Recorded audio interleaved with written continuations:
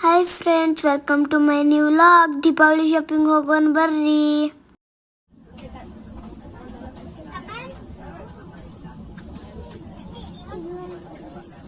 ಏನು ಕಳ್ಸಿಬು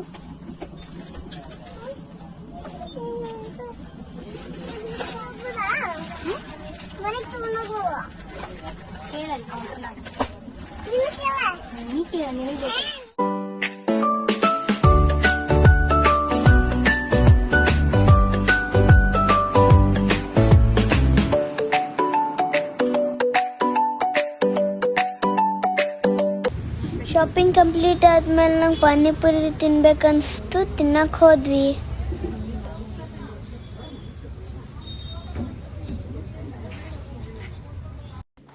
ಪಪ್ಪ ಕಾರ್ದಾಗ ಬಂದ್ರು, ನಾನು ನಮ್ಮಮ್ಮ ಮಜಾ ಮಾಡ್ಕೊಂಡು ಬಂದ್ವಿ.